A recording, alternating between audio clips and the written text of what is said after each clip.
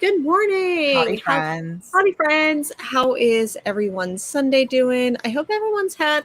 It's been too long. It's been 2 weeks. It's been 2 weeks. Even sometimes 1 week feels like Too long. it's too long. But we're here, and we've got comics. We've got comic book news, industry news stuff to talk about. So if you're ready. I am, but before we go live, do you know what I just realized? Like literally as our countdown was going down, today's Jack Kirby's birthday. I think it was yesterday. Was it yesterday or was it today? It's today. You're It's right. Today. And alternately, I also believe that today is the 1 year anniversary of Chadwick Boseman passing away. Damn. Because, yeah. So sorry. I mean, both of them. We went on a high note and on a low note. It's fine. Sorry, y'all. It got dark really quick. Real quick. Really apologize. But okay, I think you're right because it's August 28th. Is that, or is it what day is today? It's the 28th. Birthday. Okay, excellent. Well, thank you.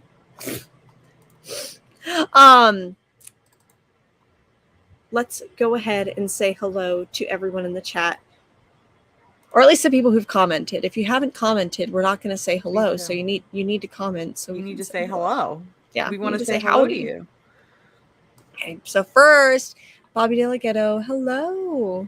Our friend Unruly. I'll be doing a show with him on Wednesday. We're going to go over the 3rd volume of Sandman. Really excited because if you watched the Sandman show and you watched the 2 extra episodes, which I still haven't. Oh my God, you've had 2 weeks. Listen, it's been busy. It is Big Brother season. My life is consumed by Big Brother. Shout out to anybody who watches it because I need more friends who watch it. Mars continually finds ways to tell me that she doesn't love me each week. Sometimes it's I'm not going to read Hoxpox. Sometimes it's I'm not going to watch Sandman. Sometimes it's I'm just not going to read Sandman. I never said I wasn't going to watch Sandman. I've just been busy. Okay. So I know you'll watch it. I know you'll binge watch the rest of it, and you'll just be like, forget Big Brother. I've got Big Daddy Morpheus right here. Oh, damn. Okay. Well, hello to Victoria. Happy Sunday, all. And hello to Niall. Hello, everyone. And hello to our friend Rob. Good morning, Jen and Mars. Our friend Scott. Hello. Who brought the waffles? I haven't had waffles yet today, but I want waffles. Maybe this Wednesday I'll get some. Maybe. No, I want waffles. Damn it. Good morning to our friend John. Hello. Hello, fantastic girl. Good to see you. Black Swamp Comics. Oi. Our friend Carrie. Today is also your dad's birthday. Happy birthday, Dad. Lots of birthdays and other things. Other things. Manic 23. Hello, comic people. Our friend Travis, TM Nerdy. Thank you for being here. It's so, John, I already said hello, but it's so wonderful to see both of you lovely, awesome women this morning. Praise be. Thank you, John. Praise be. That's how I want to start every morning, is just someone Comic Sunday Church, just praise be. Yeah, it's good to see you. Praise be. That's how I want to be greeted. Okay, so I think that's it for the chat. So I know that we've got some news. What's going on, Mars? We've got some violent news to start with right off the bat. Violent, I know. Which I love. So, we're just going to jump into it. So, DC Comics announced back in June that they were going to be doing exclusive Hispanic heritage covers for the month of September, because I believe that September is National Hispanic Heritage Month. And a lot of the covers were kind of, generic Latinx superhero, posing with Hispanic food.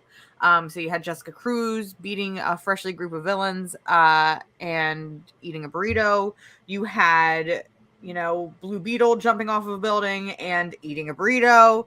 You had Kendra Saunders Hawkgirl buying some burritos. But there was one cover in particular for Titans. I think this one has gotten the most, anger. I don't know if it's because I've seen the original. It's gotten the most anger, but that's the kicker is there was one cover in particular for Titans Blood Pact that was not a character eating a burrito until it became a character eating some tamales. So, the cover for Titan's Blood Pact, which was done by Jorge Milano, was Kyle Rayner standing proud and true, holding the Mexican flag. And there was some really great symbolism with the Mexican eagle eating the snake, coming through in the Green Lantern light energy. And it was empowering and it was beautiful and it wasn't stereotypical Hispanic character eating Hispanic food. Except this weekend, it was revealed that DC had gone and changed it. And now Kyle Rayner is holding a flag that says Viva Mexico, which has grammatical errors in it. Yeah. And he is now holding a bag of tamales. And this is just crazy to me. Like, absolutely insane that this was allowed to happen. Jorge Milano really isn't saying much other than the fact that, you know, one of these has my signature and one of these don't, so you know which one I care for the most. And it's just, we're in 2022 and we're still stereotyping people of color, especially in our comic books, and I'm tired of it. So I know, you know, from what I gathered, it sounds like one cover was done. I don't know if like the direction, you know, here's the thing. I don't know if the direction of the book was like, oh, hey, go ahead and we want all the covers to feature some type of food, like something important to the culture. But after seeing this original one that was done, and then I don't know if this one was... The original is so much better. It really is. It's empowering. And Kyle Rayner is one of those characters that does not get a lot of limelight, but he is certainly a fan favorite. There's a lot of people who say that Kyle Rayner is their favorite Green Lantern. And I completely understand because he's a fantastic character, but he doesn't get much love. So when he finally does get the love and it's down to stereotyping, you know, it really says a lot to what DC feels about their characters. I agree. But I'll be honest, Green Lantern is one of my like blind spots in like DC Comics and comics in general. So I couldn't tell you much. I didn't know that the character was Hispanic, but I don't know too much about Green Lantern. It's a shame that this is kind of like my first introduction to the heritage of Hell that of a way to character. introduce. And it's like, oh, okay, he really likes tamales. Like, same. Big same. But anyways, that kind of stinks. Stinks. It's kind of weird. DC do better. That's all I'm gonna say. Is DC do better, especially because it feels like they've done a lot of things lately with representation. You know, we've had non-binary characters, queer characters at the forefront. You know, we have Nubia, Queen of the Amazons, which is being, you know, forefronted. A woman of color who has had several series and one-shots and books where it's literally just people of color flourishing and thriving. Yeah. And then where it's like, it's the whole, you know, you take 10 steps forward, but 12 steps back. That's exactly what this is. I think it would be the equivalent of being like, oh, we're going to do like a Pride History Month or Pride Month cover, but we're just going to have like this queer person like taking poppers or something like that. Or like, I don't know, just whatever stereotype we can find. Exactly. Yeah. So anyways, I hope that they do better. DC needs to do better. I'm rooting for you. You know, it seems like sometimes I don't root for these corporations, but I do. So, but that's it in terms of news. However, there was a big show that smashed in last week. Look at that. That was a nice pun. I love that segue. So She-Hulk finally made its debut. We have 2 episodes of She-Hulk under our belt. Before I kind of let loose and go, because I'm just going to explode. How do you feel about She-Hulk? I really like it. I think when I saw like we talked about it, when we saw the trailer, I was like, the CGI is the thing that gets me. Like, it looks like crap. She's not big enough to step on me. Yeah, she needs to be bigger. She needs to be bulkier. Honestly, after watching that first episode, I love it. I love her character. I feel like she has a lot of personality in the comics, but I feel like she has even more personality now in the show, maybe.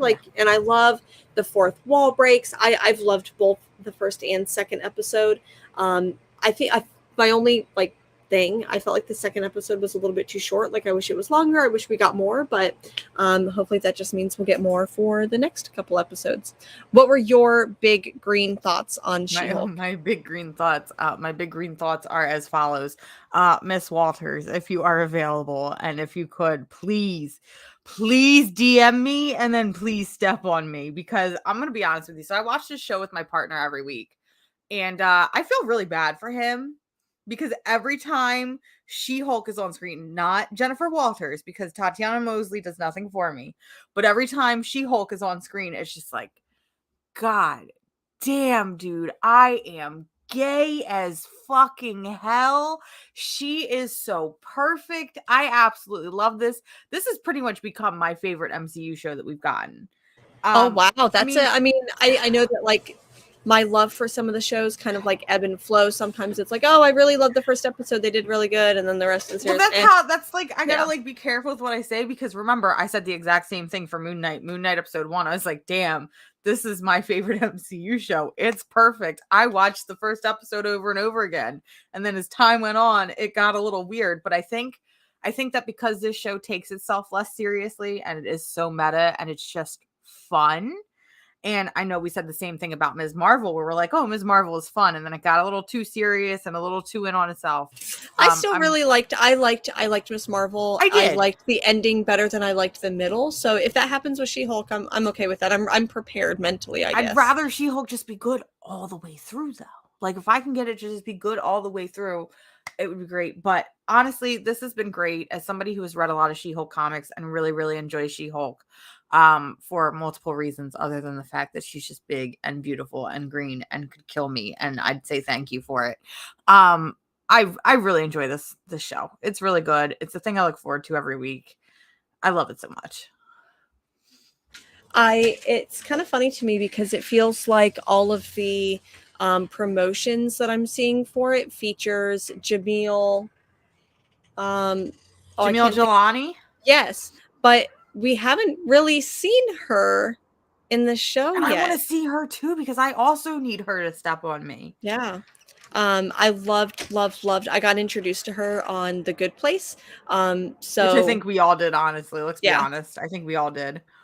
So I'm really excited to see that kid. Is it Titania? Yeah, I'm curious to see how that pans out. So do you have any predictions for She-Hulk? Are you like, I want this to happen, or I think this will happen? So part of me is like, just keep throwing characters into it. Like, make it like, I know people are when I say this, they're gonna be like, make it a cameo fest. Like, make it what Multiverse of Madness should have been. Just throw in characters, let Moon Knight show up. We know Daredevil is going to show up, and I'm personally really excited for that interaction. Listen, if there is a god in this world, they will let them bang. Listen, that's the one thing I've always wanted from the She-Hulk comics, because it has never happened. They have such a goddamn chemistry on page, but they have never had a romantic relationship, and it makes me so mad, because he's a defense attorney, she's a prosecutor, and I'm like, enemies to lovers. Like, hello. Enemies to lovers. I mean, not really enemies to lovers, but I mean, your rivals, defense, offense. Makes a pass. I love it. In the goal. I think that I don't think that it'll happen. I don't think that the MCU is like brave enough to at least let us see that. Like, maybe they'll talk about it. But I don't know, man. This show has been horny as hell. It kind of has. The entire first episode revolved around, is Captain America still a virgin? And if he's not a virgin, where in the timeline? And we got specific details, which I loved. Yeah. Where did he do the do?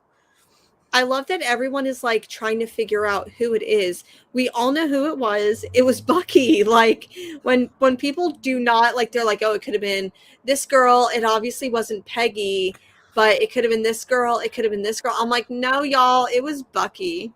Yeah, for sure. Also, everyone, Luna says hi. I don't know if you can see his little ears popping up right here, but he says hello. Hello, Luna.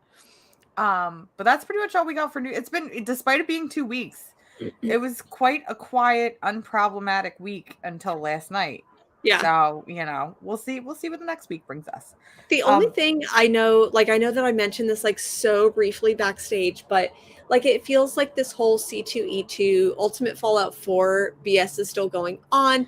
It sounds like CGC has released a couple of like statements and things like that, basically being like, our bad, we're going to try to do better in the future. Just throw And the then whole thing in the trash. Throw it yeah, all in the trash. It's yeah, ugly. It's stupid. It's gonna get a lawsuit against it eventually. It's ridiculous. yeah. So that's, I'm glad that I spent 30 seconds on it and not anymore because it doesn't deserve it. Too much. Alrighty, what else do we have? We have comics. We have lots of comics. We do. There was some really good ones. There weren't any that I was like, I mean, there were some that I was like, I don't know, but a lot of them were really good. There were a lot of good books this week. There were. Chat, you know what time it is? Should I start doing a poll? Should we start doing a poll? Like doing an actual like poll where people can vote? Like, do you want us to do Marvel? Do you want us to do DC? Do you want us to do indie? We need to know. We got to know. What's the chat feeling? We have to know. If you obviously, I was going to say, out of all three of those, what's the biggest part of the stack? Is it Marvel? Is it DC? Is it indie? It's always indie. I feel like it's always indie. It's always indie. And you know what? Since we got time for the chat to decide, I'm going to quickly talk about two books that I read within the past 2 weeks. That weren't single issues and new releases. So I recently picked up Taproot, which is a indie comic that I've been wanting to read. Literally, it feels like forever, and it's basically a non-binary. Is that done by Boom Studios? It's not Boom. It's like a weird. I think it might be Oni. Why is Oni putting out good stuff? Yeah, I don't want to support them, and I don't want to talk about them, but they're giving me no choice anyway. So, Taproot is a original graphic novel published by Oni. About a non-binary ghost and a gardener, and it's just this really cute like friendship romance type book. It's a really easy to read, just makes you feel good, kind of like Heartstopper and Bloom and all those other type books. It was really, really solid.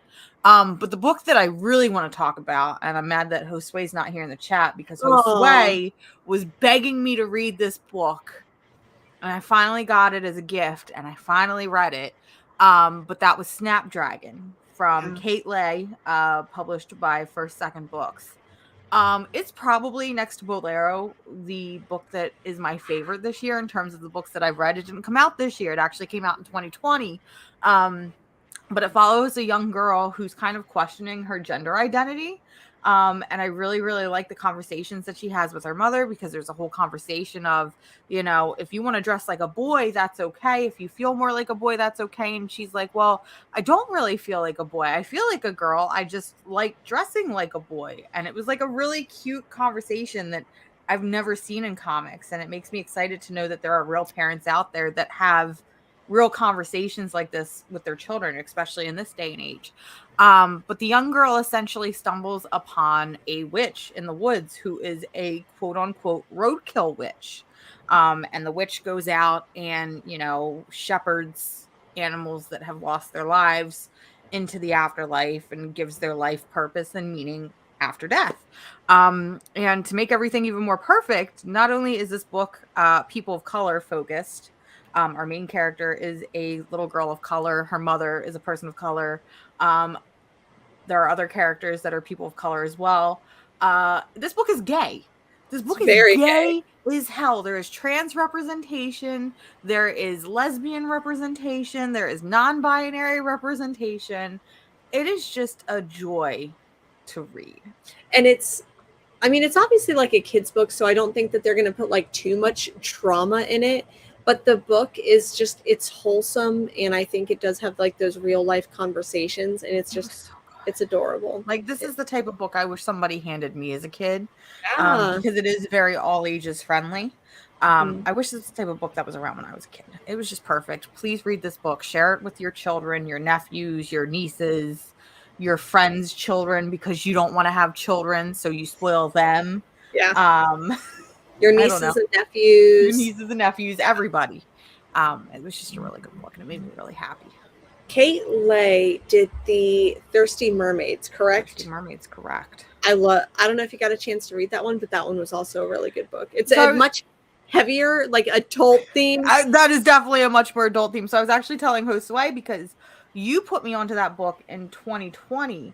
And as we all know, I don't like spending money on books, and that is like a $35 book because it's a hardcover. It's a big book. It's a big book, and I broke and I spent the money on the book, and then I punished myself, and I was like, all right, you spent $35 on this book. You are not allowed to read it in an hour. You have to savor it. And I started reading it and I put it down and I never finished it. But right now it's on my TBR stack. And I'm like, all right, it's been 2 years. I can finally read this. You've been savoring the book for 2 years is what it sounds like. It's exactly what I've been doing. So yeah. It's fun. Well, we've got a couple of comments here for what people, it looks like Indie, always last. Okay, Marvel, Indie. Okay, so it looks like Indie is, we're gonna do that first. So sorry, Promiscuous. We're gonna go ahead and you've been overruled. You've been overruled. So what indie books did you read this week that you liked? Because there was a lot that I did not like. Sometimes I'm like, do I want to even talk about the books that I didn't really like? Like, could I just talk about the books that I like? Let me see here. One of the books that I really, really enjoyed was Wind. This is like the second arc, The Throne in the Sky. So it's James Tiny Onion and Michael Dialanis. It's James Tiny Onion when he's not being scary. It is. It's so weird. Like every time I read an issue of Wind spelled with a Y, I'm always like, how the fuck is this a James Tiny Onion book? Like at all. Especially because I also read Department of Truth, and not that this issue this week of Department of Truth, it was kind of scary, but it is like, it gets pretty psychologically intense. But this book in that way that like Snapdragon is just very wholesome, this one is as well. I really love it. Now, does that book, because we've kind of covered it on this show before, the self-insert James Tiny Onion theory, where it feels like every single horror book that he does, it's like a self-insert of himself for the main character. So we saw it in Closet. We saw it in Nightmare Country, in Something's Killing Nice the House Children. on the Lake. Nice House on the Lake. Department of Truth, kind of, but not really. Yeah. So is there a self-insert in Wind? I don't feel like there is, unless there's like, this is me when I was a kid, but yeah. It's the small James Tiny Onion. Small onion. Tiny, the tiny onion. It's the onion verse.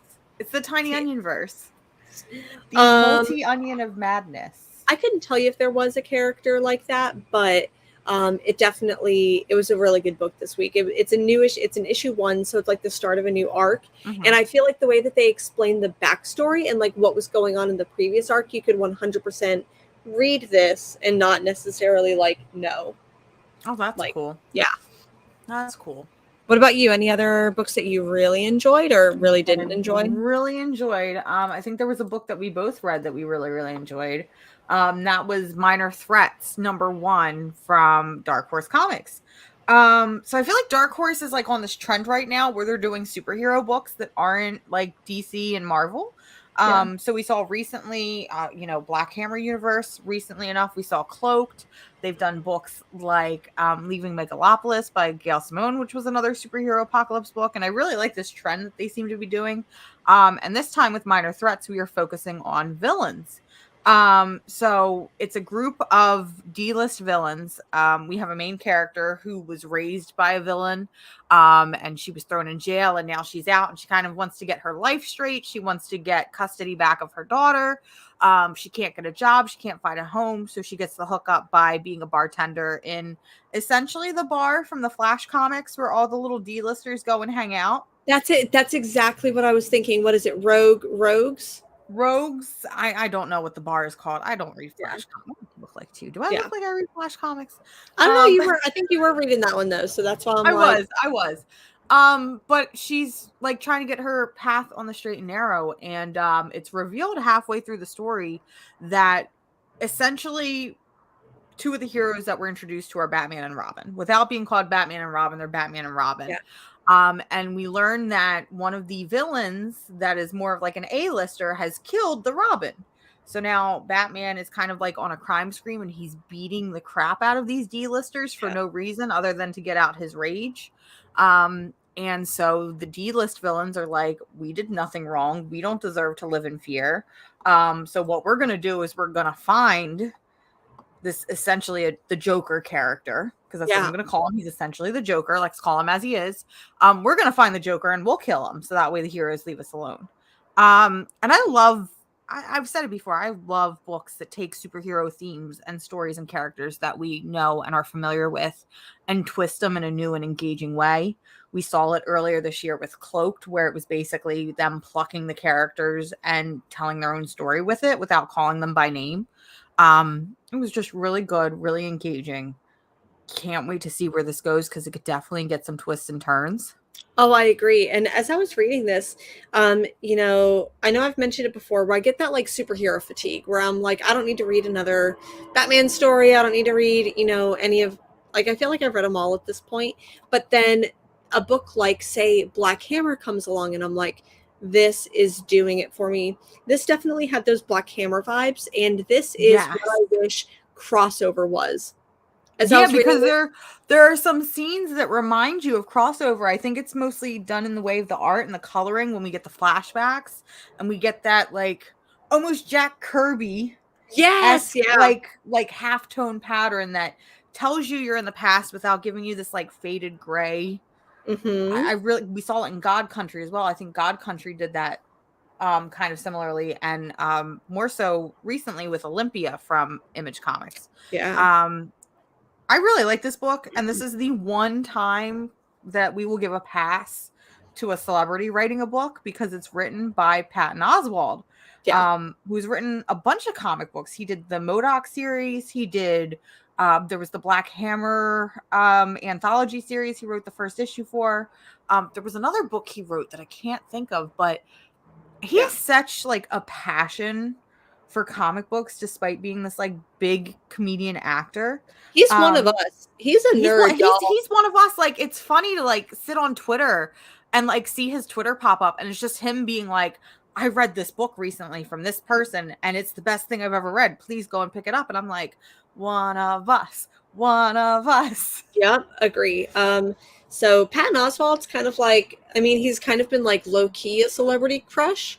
We need to get Patton Oswalt on the show. Patton Oswalt. You're listening. Oswald, we know you're listening. We want to talk to you. We want to know. I want to know what the hell is on Patton Oswalt's pull list, because you know that man is at his local comic shop every week. It's funny because he did a bit about that, about going to like the comic shop and then like not getting recommended books or something like that. I'll have to pull up the sketch because it's hilarious, and I'm like, that's big same. He's one of us. I need to know. I'm curious. I need to know. But Dark Horse has like been killing it recently with like their original series. Like we saw a couple weeks ago Survival Street, which we fucking loved, and I literally cannot wait for fucking issue 2 because it was so good. And then it's the same with this Minor Threat. I'm like, I need issue 2 already. Yeah. Dark Horse is killing it. Like, Dark Horse is, pun intended, I know I said this last time, I'm using this pun again because it's really, really good. Dark Horse is becoming the Dark Horse of comics right now. Yeah, like solid, consistent books. So yeah, I'm excited to see what else they're gonna come out with. Can't wait. Like, it's one of those where I'm like, because sometimes I see a new release by a publisher and I'm like, oh, I don't know. And then with Dark Horse, I'm like, okay, I know that they're gonna do it right. So yeah, 100%. One of the other books, let me see. Are we just going over like maybe new issues, or are we gonna do whatever suits your fancy? You know what? This one's here. And I'm liking this series a lot. I liked issue 1. I know you didn't really love it, but I did. And it's Rogues Gallery. So this is the book, and it's basically the first issue followed a group of fans of it, like a comic book based TV show. And they are big mad because they're like, they're doing it wrong. This character, they're not following how it should be. The entire Game of Thrones fandom. That's 100% me. Not just with Game of Thrones, but with a lot of things. But like the main character, she is in the first issue, it's revealed that they are going to like go do a heist. She ends up buying this like particular piece of comic book history of the show that she's currently working on. So she ends up buying a piece of history. Everyone's really mad, or this particular group is really mad at it. You see them talking about like online chatter and like death threats and stuff like that. And they're like, you know what? She lives up on the hill. Let's go and rob her. And so then most of the first issue is told from that fan group's perspective. Mm-hmm. But then this second issue is told from her perspective. And basically, like, oh, she had there's a costume change, and they're like, oh, like you need to wear this costume even though it's really skimpy because it's actually comic book accurate. And she's like, excuse me, that costume was only used in a flashback, and it was like from the 1980s, and it was only in like a flashback or a dream sequence, and it wasn't even used. Why do you have me in this skimpy outfit? And so you can tell her passion for it when, like, in the first issue, you just see everyone big mad because they're like, she's a fake girl. Fan, fake geek girl. And so this issue is told more from her perspective and like her love for doing the show. But so anyways, I really, really liked Rogues Gallery. It's written by the creative team, Hannah Rose May, and artwork by Justin Mason. So I've really, really been digging this series. It's published by Image. It's only on issue 2, so hopefully it's still pretty easy to get to. Other books we read this week. Let's talk about a book we didn't like. Let's choose Violence. And actually, we can make this a double whammy or a double feature. Let's do it a double feature. So, okay. Volt Comics. Oh, no. Volt hasn't been the greatest recently, and it makes me really sad because I was rooting for Volt. I was rooting for you. I mean, Volt was putting out books like These Savage Shores.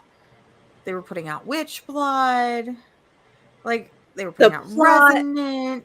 Yeah. They were putting out just solid, consistent, good science fiction, horror, and fantasy books. Yeah. And recently it feels like they've kind of gotten too big for their own good. You know, we saw that they were putting out a lot of books all at once and they weren't able to meet deadlines. Then they scaled it back and they said, okay, well, we're only going to release one new book a month, which was a lie because this month we got 2 new titles. And the 2 titles for this month, we'll start with Hard Eyes by Dennis Hopeless. And I feel like, correct me if I'm wrong, I feel like we've already read this book from Volt called Human Remains. Yes and no. The Human Remains was a little bit different, and like the characters that it follows, I felt like this was more in like a Walking Dead type universe. Okay. Like, this was basically like once everything had gone to shit. This was Human Remains 100 years later. Exactly. So the premise of this book is basically that it's post-apocalyptic and monsters feed off of your emotions. And your fear. And then there's this one particular character that comes through and she can control them. Because she doesn't show fear. Because she's already gone through so much trauma at such a young age that at this point, at least it came off that because she went through trauma at such a young age, nothing can scare her at this point. Yeah. And so she like infiltrates like Compound. And she falls in love with a character within like 3 pages. And this other character like really intensely falls in love with her. Really intensely. And it's uncomfortable. I think that's what struck me a little bit wrong, was that like that didn't feel, I don't know, there was no chemistry for me. I was just like, no. It was absolutely, there was 2 main characters who came together. We were supposed to basically take it on good faith that they fell in love with each other right away, but there was no chemistry. So it leads the question of, what are you falling in love with other than superficial? Other than she just appears. I mean, I'm gonna be honest. Is it a matter of like she's the first girl that you've seen in the apocalypse within your age range, and you're like, man, I can get it in. Yeah. So because I can get it in, oh, I must be in love. That's Yeah. how I took it. I'm gonna be honest with you. That's exactly how I took this book. Which, I mean, that kind of feels accurate, but that wasn't It a does. It's storyline for very me. accurate. I feel like I like the premise. I like the kind of world building that they're doing. So I don't immediately want to dismiss it. I might pick this up in trade. I'm probably not going to pick up the second issue, though. Oh, I'm definitely not picking up the second issue. I'm not even But, gonna read the second issue, and it's given to me oh, gee. as a press title. I want nothing to do with this title. But then we were met with a double whammy from Volt this week, with End After End. And this book, listen, I was so excited when this book was announced. And then it wasn't talked about, and I thought maybe it got quietly canceled. And then they announced last month, oh, it's releasing in August. So I was like, oh, okay, happy birthday to me. I finally get this book that I've been waiting for. And it sucked. And it makes me sad because the premise of this book is so really cool. So the premise is kind of like you die in real life, especially if it was kind of described if it's like a sudden death, like if you die in an accident or you die violently, not if you necessarily die, passing away in your sleep, but if you die a sudden and violent death, you are then transported to this fantasy world where you're enlisted in like this fantasy-esque type war. And I was like, okay, kind of feels like that one issue of Die when they're in the trenches. Yeah. I'm like, okay, this kind of reminds me of Die, and I'm feeling it, and I like this premise. And like those first couple pages, it sucks you in because it's immediately this guy, he falls onto train tracks, he gets hit by the train, and he's transported to this world. I'm like, all right, we're jumping right into it. And I think that that's both the best and worst part of this book because I'm glad that we don't have to suffer through pages of unnecessary dialogue. We can just jump right into the cool plot. But also, too, I have no connection to this character. I don't feel bad for this character for dying. I don't feel bad that they're in this world and they're suddenly like, oh, I don't want to be a part of this. Like, why can't I just go back to my life? And I'm so confused with what's happening. Yeah, because like you're immediately dropped in, so it like immediately does this, hey, what's going on? Oh, there's this helpful character to tell you kind of what's going on. And it's like a Civil War soldier or like a Roman soldier. So it's like people who've like died in like battles. Like different eras, which is yeah. cool. And then they end up just like getting spawned and respawned, and you're like fighting for glory for this one woman, and then you see her off in the distance, and the one guy, I don't know, I feel like there's a comment where it's like, ain't she a beaut or something like that. And felt tacky to me, that moment. So I don't identify with any of these characters. I don't even really want to know why they're doing what they're doing. I don't know. Something fell off. Yeah, it felt completely off, and I really like this. So, Comics with Bueller, also, Howdy. howdy, hi, but dropping some cool information that apparently Volt has closed their offices and are now publishing their books from home, which I completely can see, and I believe that Volt was mostly virtual for the longest time. A lot of their people operated mostly during the pandemic. They operated mostly during the pandemic. They were a smaller publisher. And I know that they have like split offices, and because I think that one of the Wassel brothers is in one state, another Wassel brother is in another state. I followed them on Twitter, and I saw that they're like hanging out in Montana doing some hiking. So that's cool. It's like, man, if that's what you're gonna do, that's what you're gonna do. But yeah, it seems like a lot of their stuff is virtual and remote, but I don't think that excuses for poor editing. And I feel like that's where a lot of their recent books have been suffering, is it feels like there's just some really good solid plots, but it suffers from editing. Correct me if I'm wrong. Both of them, Adrian and Damian, write, or maybe one writes, one edits. I think they both edit for now. Okay. I think it started off when Volt started off. So from what I've gathered, I don't want to say too much because I don't want to feel like I'm bashing Volt. Yeah. We love Volt. I genuinely love Volt, but I also get big trust fund energy from them. I hate to say it. I'm regretting saying it, but I get You're big trust fund. I get big trust fund energy from them, where it was like they really, really loved comics. They were possibly given money to start this business up. At first, they got in, they got in over their heads. There was a lot of problems with them in the beginning, with not paying their creators and not paying the royalties the way that they were supposed to. They drew that back. They apologized, which I was like, cool. You're acknowledging your mistakes and not doing it in I need to say this for the sake of good PR, but you're actually meaning it that, hey, this yeah. is a learning experience for us, because they genuinely seem just like general fans of comics that wanted to Mhm. make comics themselves. And it felt like Volt reached a high point right after these Savage Shores. We had like a year of renaissance with Volt Comics, and it was mostly with the pandemic, ironically enough. But it feels like we're starting to slip again, and we're starting to get a little bit in over their heads. And I It feels feel watered down. Like like all the stories that they came out with were like genre defying sci-fi, fantasy, horror. And now it feels like they're still putting out those genres, but they're not they're not hitting. pushing the boundaries. No. And maybe I think this is me speculating and like making up the story in my own head. Like maybe what it is that like they both write, so they want to bring on lots of creative people, but all of those creative people who initially did books for them back then are now on to bigger and better things like Rom V. It's a really good stepping point for a lot of people. I mean, Yeah. Liana Kangas is another person that I Mhm. feel like got her footing in Volt and is now doing bigger and better things. I will say what Damien and Adrian have managed to do, given what I want to consider limited experience, because it's not like Yeah.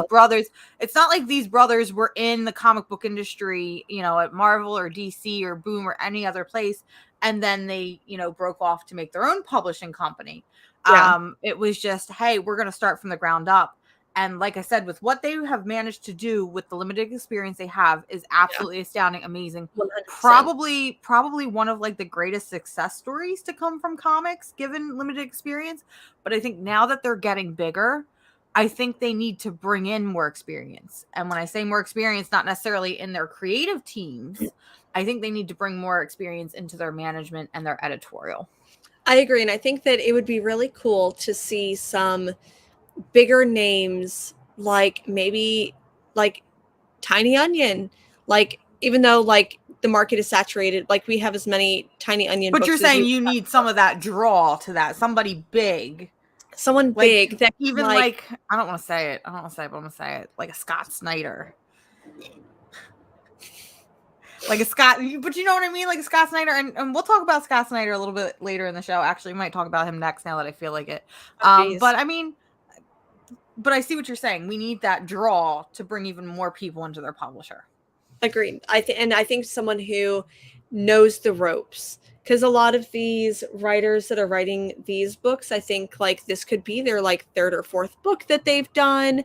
So I think like maybe just more experience under their belt on the like writing, and the art is still fantastic. I think that like they that have a lot of great creators. Like the creators that they do have are phenomenal, and they have talent, and I think that they're bringing something new to the medium. It's kind of like when we were talking about with David F. Walker a couple weeks ago, where he was talking about how we have this younger, fresh generation of comics that are bringing unique styles to the table, so that way all books don't look the same. And I think that that's great. 100%. Any other books that you didn't like? I did like, you know what? We talked about him. Let's talk about Mr. Scott Snyder. Let's talk about Scott Snyder, and Hayden Sherman, and a little book that they did called Dark Spaces Wildfire. This is the second issue. I completely missed the second issue. You missed the second issue? Oh my God. So now I got to talk about it by myself. That's fine. I'm sorry. That makes me so survive. sad because I loved that first issue, but just no spoilers, please. So first off, Dark Spaces has already been optioned, which is surprising, but not surprising, because I mean, it's Scott Snyder.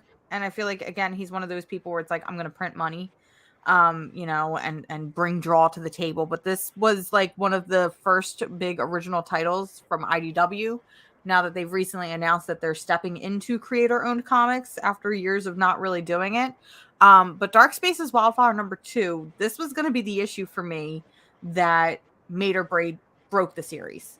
because I was so shocked and surprised at how much I loved the first one First that I issue was was like, if the second one does not carry the same energy and the same excitement, I'm done. I gave it my chance. And luckily, it was still great. It was still exciting. It was still engaging. And I'm not going to spoil it, but it has one hell of a twist that ooh. I was expecting as a creator myself, but one as a reader, I'm curious to see how they continue with it and how they make it like the plot point of their story. Okay. I'm excited. It was good. I'm gonna hunt that one down It was because I solid. It was really like great. that one. Well, the second issue of a book that I really liked last month. I don't think that you picked this one up last month, but that's okay. This one is Little Red Ronin. Mm-hmm. It's basically like an anthropomorphized, like little red panda. I know I described it last time as Agretsuko, but it also just gives me like Kanto vibes and how much heartfeltedness that it has. But they also use like the F word a lot. So they say like fuck it. It's like this cute little bear. So it's really cute, but it's also doing like a Little Red Riding Hood type vibes where she's trying to go like, or they've got to like go on like a little journey. Anyways, it's really cute. I really like it. And the artwork is just, it's fantastic. It reminds me a little bit of Daniel Warren Johnson and Peach Ooh, Momoko yeah. together. So the creative team on this one, Gun is their name. And is that Scout or is that Source Point This Press? is Source Point. Source Point. So the writer is Garrett Gunn, and then the art color Kit Wallace.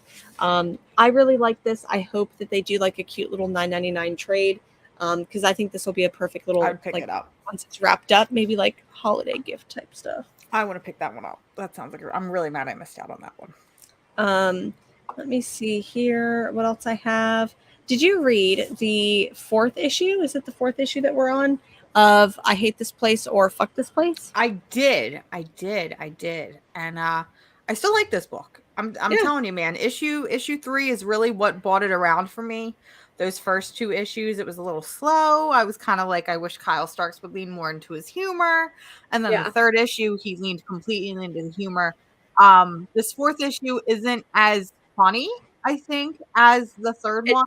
It does get a little bit more, not necessarily serious, but some of the like, I don't know. Yeah, it does. Right. It gets a little bit more serious, and I'm okay with that because it's just a good plot. It's like a genuine good like horror. We've got ourselves in this situation now. We've got to get out of it. It's got a cabin in the woods type feel because we have ghosts, we have alien bugs, we have deer head people. It's just a really good horror book that doesn't necessarily scream horror. No, and because like the premise of this book is there's basically this cabin in the woods that one of the characters gets gifted. Her and her wife end up moving there. It's like rural, like I don't know, in the sticks, and they're kind of like, do we really want to move here? Okay, it's a free house. And then haunted, spooky shit starts happening, and then if that was just it, that would be all. But then you've got like this guy who moves in because someone else who moved in had money, so he tried to like, I don't know, like steal the money. So like you've got that thrown into the mix. So that goes a little bit further in here. I really, really like this book a lot. I can't now is this the penultimate issue? Is this a 5-issue series or a 6-issue series? It feels like the next issue could wrap it up, but I hope there's 6. I hope there's 2 more. It could be. It could run to 6. Yeah. Speaking of books that continued, I don't know if you're reading it, but Public Domain number 3 came out this week. This was not my favorite issue. I did not really care for this.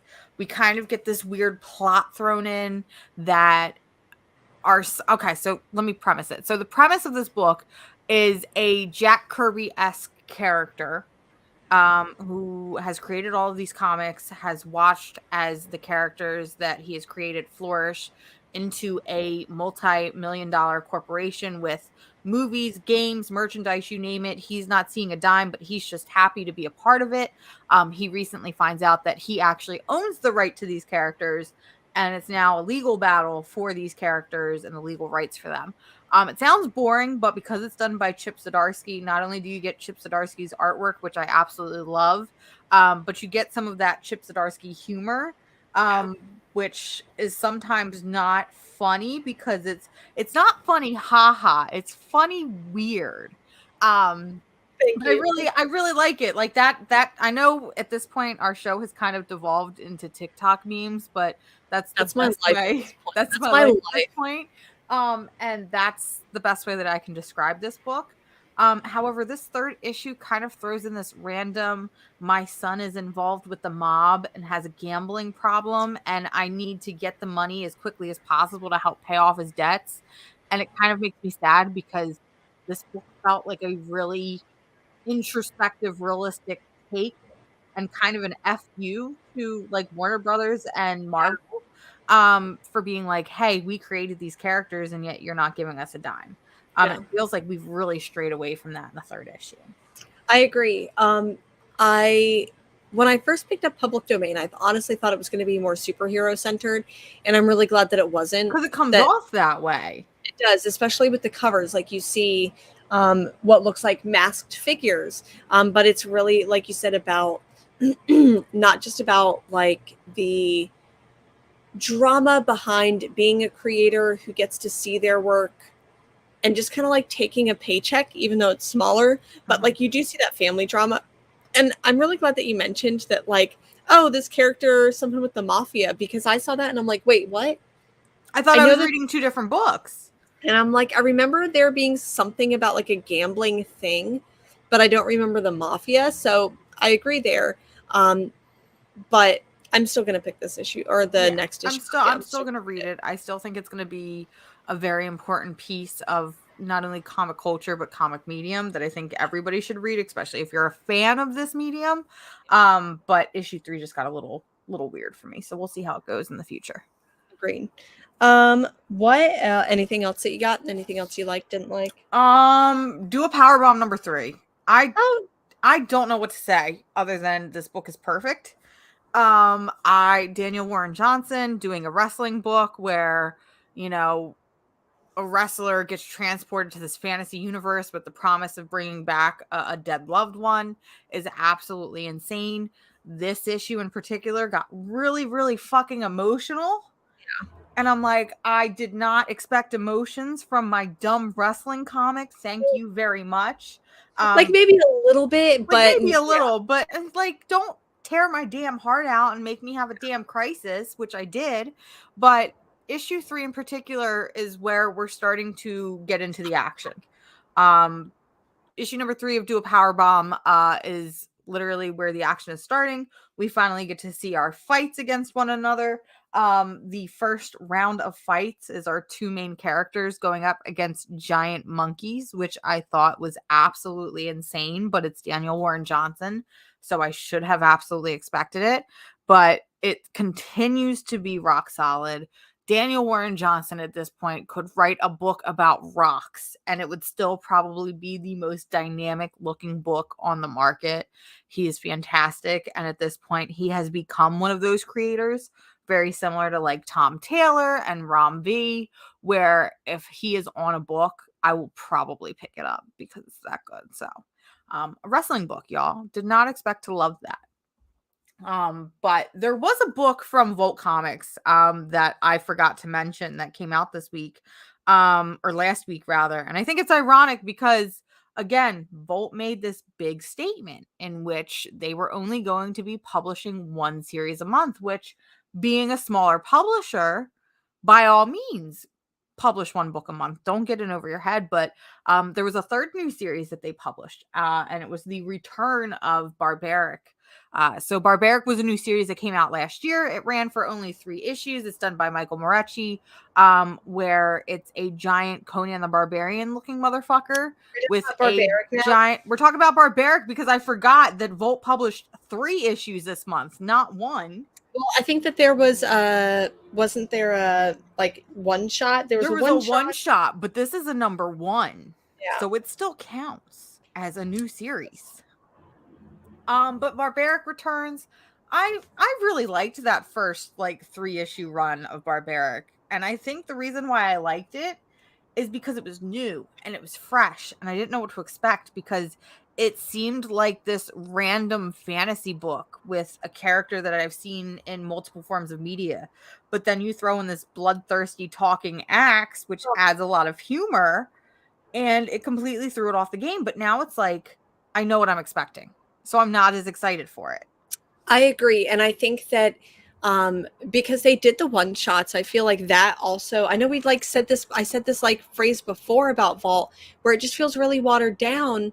The one shots felt watered down. I'm like, you could have just made this part of the like story, because the first volume of Barbaric was just 3 issues. Like, I feel like you could have maybe put one of those one shots in with it. Was 3 issues, and then when they released the trade, which was a hardback, it was $20, which makes 0 sense. Yeah.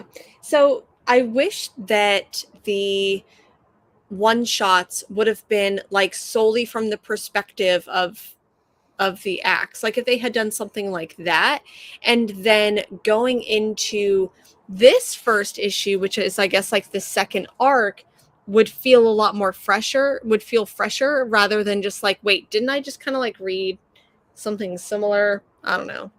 It feels like I'm reading the same arc.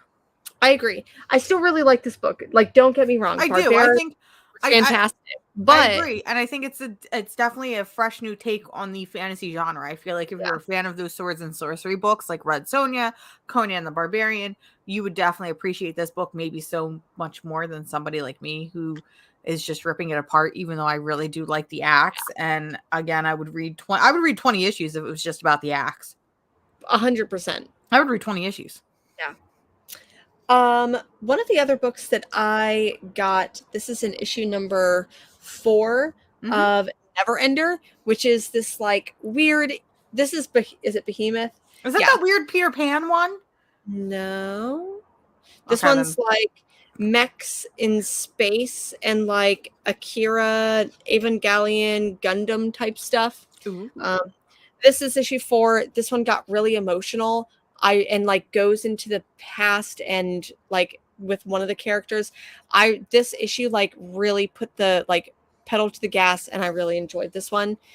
Kind of a sleeper hit. I don't see anyone else talking about it, so if you get the chance to pick this up, maybe if they do, I think a 5th issue, if they get a chance to like, you know, do the trade, please pick it up. Yeah, because I'm gonna be honest with you, I didn't even know about it, so I'm completely new to everything, and I'm looking at it now, and I'm like, how did I miss? Probably because it's Behemoth, and I don't pay attention to Behemoth. Yeah, it's not like I talked about the first issue, and I was like, this was like my favorite issue, and I'm pretty sure I texted you, and I'm like, did you pick up Neverender? You probably did. But to be fair, in my defense, you text me about a lot of books. I do.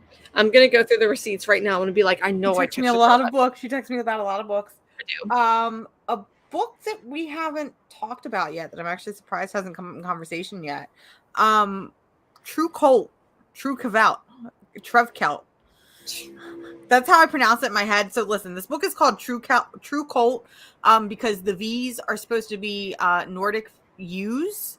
Yeah. But in my head, I read it as Trevkelt. It's whatever. It's fine. It makes no sense to me. It makes sense in my brain. But this was originally a Kickstarted book with Liana Congas on art. And then it was picked up in IDW and that whole creator first type thing that they were doing. I was really excited to read this because I love Liana Congas. I think she brings something new to comics, both in her coloring, her style, and her direction. It was supposed to be this like fun, wacky story about like fast food workers getting involved with cults and demons. Yeah. And I'm like, okay, relatable, but also wacky as shit. I'm here for it. I didn't love this book, and I wanted to.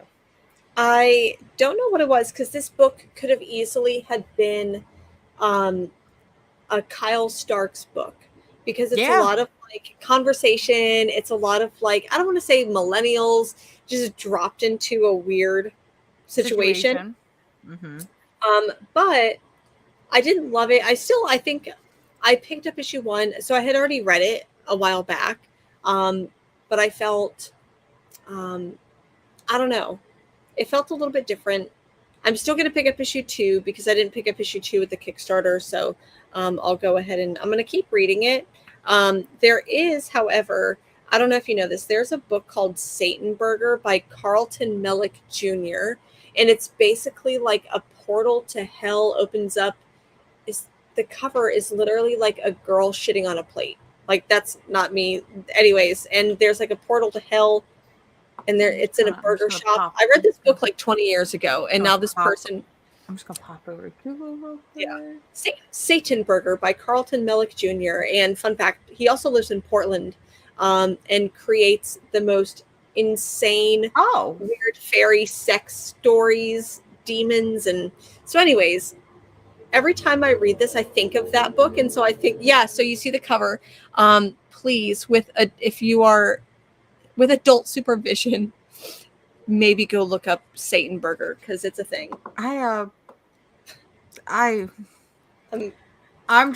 feel like I need to share this suffering with somebody. So I know Niall is listening in the chat. I'm just gonna drop it over to him while he's at work. And congrats, bud. That's for you. That's for you. That's for you. Sorry, I am both sorry and you're welcome. Well, I had one of two people I could share that with who are listening right now. One being my partner, two being my mother. And I feel like the former is the better of the two options. So Mom, please. So when I read this book, that's what I think of. I think about this book, Satan Burger. So Satan Burger. Yeah. I have two. Okay. Two more indie books. I've got a couple. If you don't, I'll just smash through some of the ones that I know that I don't think that you got. Through. Okay, Department of Truth, issue 20. Why was this one creepy? I'm curious. It was creepy in the way that it's actually told from Cole's partner's perspective because he ends up getting kidnapped. So this book, where I feel like on issue 4, 5, 6, whatever, ended up getting a little bit more derailed, became a monster of the week. This is going more back into what I feel is like the origin story, which I really like. And like I said, it's told from the perspective of Cole's husband, who is like, wait, what is my husband doing? So anyways, it was good.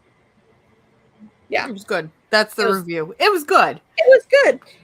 It's issue 20, so I don't want to do too much. There was actually a lot of books that I didn't read. Now that I'm like, it's funny because my partner and I were talking about comics that he wants to pick up and buy.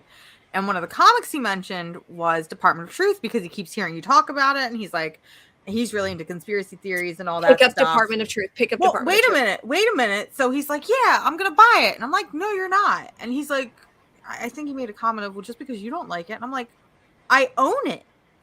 I was like, just go into the room and pull it off the shelf. So I went and grabbed it and, put it down for him. And I'm like, there you go. Now go buy a second copy. Keep the comic book in. That's what I do. Keep the comic. Okay, if we're keeping the comic, if we got to buy second copies of book, it's got to be something like name a good. It's got to be like Bolero. Buy a second and third copy of Bolero. Yeah, for sure. So what was their thoughts on Department of Truth? Did they like it? They haven't read it yet. Okay. Niall, Niall has a stack of comics that he got from the library, and he's like, I have to read all these first, but you also keep talking about all these that you own, and I want to read those, and it's like priorities right now, which is how I feel every day. So I'm glad that they're feeling it too. Okay, so I think I only have there's a couple books that I haven't read yet because I didn't read all my stack from last week and this week. I know we both talked about this one, Flavor Girls #2. I loved the first issue.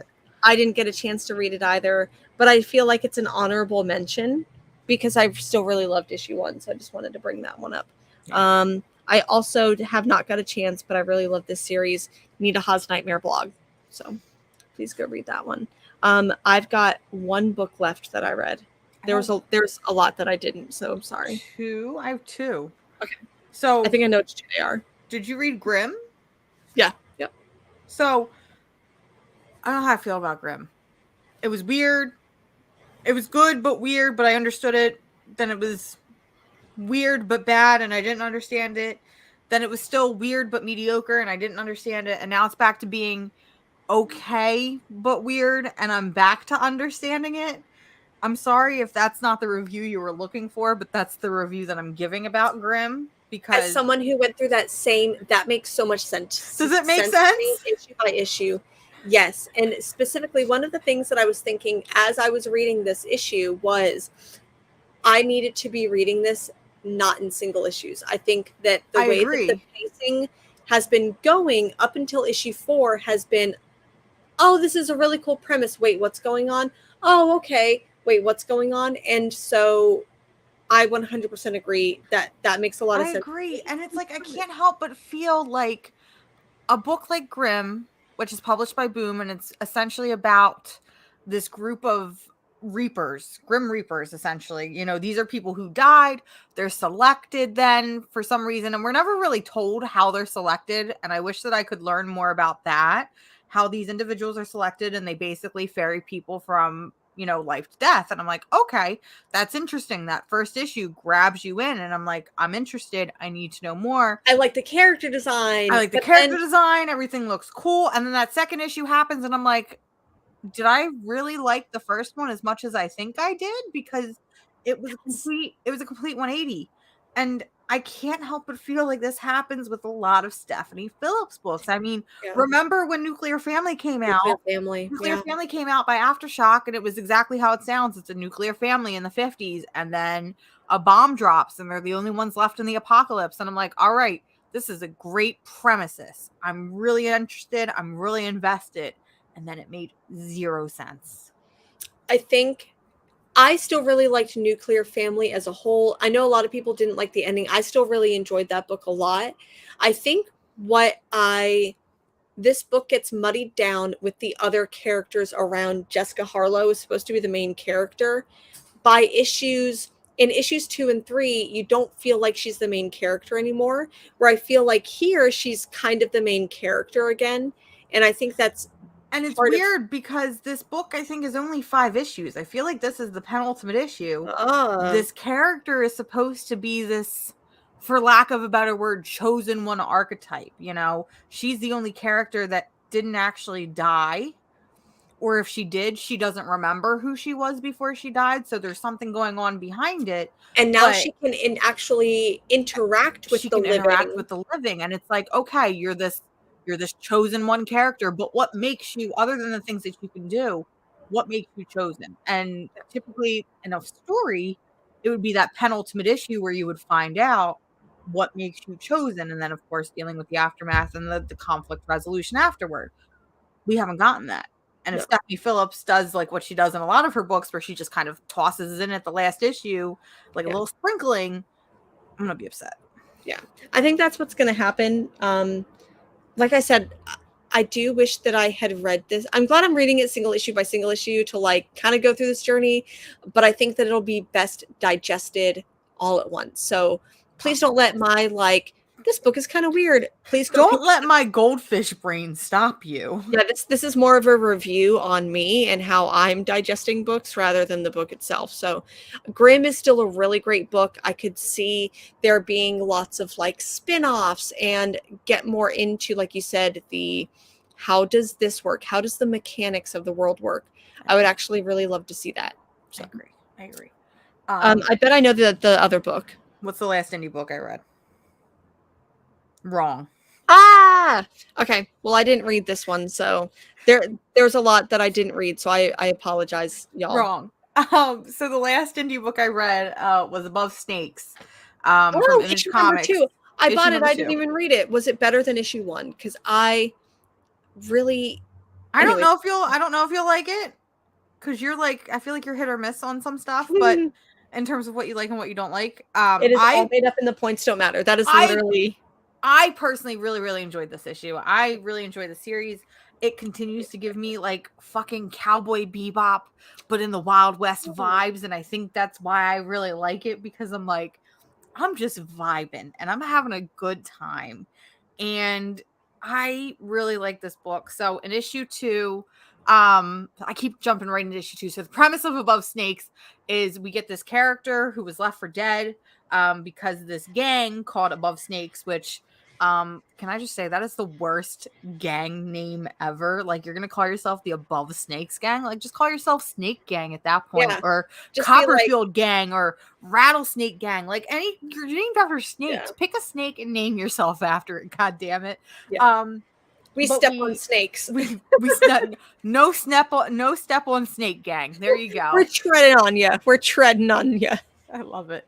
But basically he's left for dead after his wife is murdered by this group, and he gets this like weird cosmic crow that follows him around, and it kind of reminds me of Barbaric, because we have this crow that like talks and makes jokes, and sometimes the narration from our main character will completely stop, and he'll physically hand it over to the crow, who'll be like, I'm done talking, you tell the rest of the story, and we get the perspective from the crow. And I'm like, this is fun. Well, in issue 2, he starts to question the way he feels with another woman, which is weird to me, because I'm like, I thought the whole motivation for your character is somebody killed your wife, now I must get revenge, which, good motivation, love that. Don't like that wives are used as plot devices, but I get the motivation behind it once it happens. But he's now questioning if he wants to pursue a romantic relationship with another character who he doesn't have time to develop with. Jose Oil. That's all I'm going to say. Jose Oil. It's just weird, but I still really fucking enjoyed it. I like the dialogue in this book. I like the art in this book. I like the Cowboy Bebop vibes from this book. So I will continue to read the book. The main character, for sure, looks like fucking Spike Spiegel. Look like Spike, 100%. This book, man, I'm trying to remember the name of the other book that was done by this creative team. Oh man, but I really liked it, and I can't think of it right now. But it was also published by Image. Was it? Okay, it wasn't Hayden Sherman. I'm trying to think. I know Hayden Sherman did Thumbs, but I don't think that's the book you're thinking of. Was it Wolves? It wasn't Wolves. No. Maybe it was just the writer. I don't know. No, you know what? I'm thinking of Danny. And you're thinking about Coffin Bound? I'm thinking about Coffin Bound. This gives me Coffin Bound vibes. Yep, for sure. But it's better than Coffin Bound, because I did not like Coffin Bound. Loved Volume 1 of Coffin Bound. Volume 2 destroyed that, but ended still. Anyways, but yeah, those are our indie books. That was a lot of indie books. We've got Marvel and DC left. If you want to vote, or I've got my vote for what will. I'm indifferent. I'm indifferent. Tell us. At this point, listen, the Casually Comics show is making me realize very quickly how much I low-key despise Marvel and DC, and how I just want to read ebooks for the rest of my life, which is ironic, because then I come on here and I'm like, Nightwing was so good, and I really, really enjoyed it. And then backstage, you're like, this book was my favorite, one of my favorite books of this week, and I'm like, I hated that book. Vote now for what you think my favorite book of the week was, because it was a Marvel or DC book, not an indie book. So, chat, tell us, do you want us to go over our Marvel stack or our DC stack? I don't know, man. Aggressively Relaxing is coming in right off the bat and is saying, let's talk Marvel. Okay, let's do it. Let's talk Marvel. Okay. So, and actually, both of my books from last week and this week are from a big 2 publisher. So, oops. You know, I didn't read enough of my Marvel books. I'm looking through here. What I have to say is that, like, I really want to be reading this Avengers X-Men Eternals book. I told myself I was going to read it, because I'm like, oh, we do a show, so I feel like I have to help cover the big event. Complicated. And I looked at it and I'm like, no, don't want to do that. I think Josue, when I saw them in the comic shop this last week, they told me that it's like 20-something issues, and I'm just like, you know what? I don't think that I can do that right now. I feel like I did it whenever DC Future State came out last year or the year before, and it killed me. I hated comics. Yeah, I remember that. So I think that I just need to read it like all at once, right? Yeah, sounds fair. But what book do you want to start with? What book do we want to start with? You know what? I'm just going to go right off the bat. So, New Mutants 28 came out last week. It was the end of this arc that I've really, really been enjoying from New Mutants. And I started reading this arc because it was Magic and Madeline Pryor centric. And it was like Madeline Pryor and Magic and Dawnstar and Wolfsbane, and there was another character I don't remember. Sorry, I feel bad, but I don't remember you. But they were basically going into limbo, and Magic was essentially trying to hand over the crown of limbo to Madeline Pryor, which I'm like, why can't it just be both? Be gay, be girlfriends. It's fine. Queens. They're both both queens, and they're queens. and history will call them really good friends. History will call them very good friends. Marvel will call them very good friends.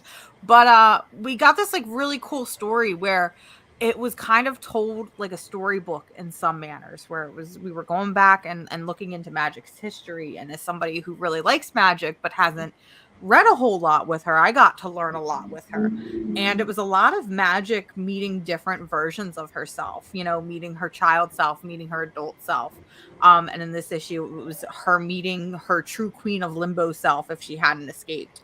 And this issue in particular gave me what is probably the first and only what I consider Hickman dump that I genuinely enjoyed. And it was basically like a step-by-step guide of Magic's history and in what books big things happened. And I'm like, this is a nice little streamlined table where I can learn about one of my favorite characters and get to know more about her. And it's not convoluted. It's not annoying. It was enjoyable. If you want to keep giving me stuff like that, do that. Don't give me college textbook essays that I'm forced to read. And a character's like journal, even though I would totally read a Magic journal. Oh, me too. I feel like that was a lot of like the Hickman stuff, right? It was like the secret note written to someone else, and yeah. Remember when in Hoxpox, and I only know this because I didn't read it, but remember when the YouTubers had to make videos and decipher the alphabet and then decipher the notes that Hickman left because Hickman was so full of himself? I don't, because I didn't read it and I didn't suffer through it. I wasn't that bad. I just read it and I'm like, this is so good. See, you didn't go for the extra layered stuff. No. You were just reading it at face value. But I knew people that were like building deciphers to unlock these secrets. And I'm like, all right, y'all are too invested. Please send help. Every time you talk about New Mutants, I am like, why am I not reading New Mutants? And I would really like this arc. I have tried to like catch up. I think I read one issue because I'm like, oh, I bought the variant cover because it looks really good. Let me actually read the issue. And I loved it because I think it was the issue where Magic goes into her past self. And it was like Alice in Wonderland kind of themed. So I did read that one. But I feel like I need to be like a completionist where I'm like, I need to read it from the very beginning. So that's what I've been trying to do. So maybe one day. One day. Now, you also read X-Men Green. I did. How did you feel about that? It was my favorite book last week. I really like this book. It was our friend Jerry Gary Dugan Duggan. Jerry Gary Dugan Duggan. Listen, I like these books where it's just X-Men hanging around doing dumb stuff. Yeah. And I'm not convoluted with multiple issues. And it's just like I'm given a good central story, which I feel like X-Men Green did very well. So it follows Nature Girl, who I didn't even know this was a character. I was even more shocked because I'm reading it and I'm like, this is totally a Grant Morrison X-Men. Because I've recently learned from my partner, who's a big fan of Grant Morrison's X-Men run, that it seems like all the really weird but kind of cool characters come from Grant Morrison. And I'm like, damn, this makes me want to read this run, which I eventually will do. But I'm like, this has got to be a Grant Morrison character. And I went and looked it up and I'm like, huh, that's weird. Not, but I still enjoyed it. And it's basically this character who can feel the earth. Kind of like Poison Ivy, but without... It's Poison Ivy, but more... her and Poison Ivy could honestly be partners at this point, because where Poison Ivy is more focused on the vegetation aspect of it, it feels like Nature Girl was more inclined towards the animals of the world. And it starts off with her feeling the pain of a sea turtle who has died because it swallowed a plastic bag. She goes to like a grocery store and talks to the manager and is talking about how, oh, you're poisoning the earth, which part of me is like, buddy, he's not making enough to deal with this bullshit right now. Yeah. But at the same time, I'm like, yeah, you go, Nature Girl. And she kills him, which I'm like, all right, we didn't have to go towards murder, but I get it, and I'm here for you. And so, you know, Wolverine has to go after her and kind of stop her. I really like this part where she's like holed up in the store and the cop sending a dog, thinking that the dog is going to stop her, knowing damn well her powers are to communicate with animals. And this dog is like, no, I get it. You're totally right. And I'm going to join you in your quest.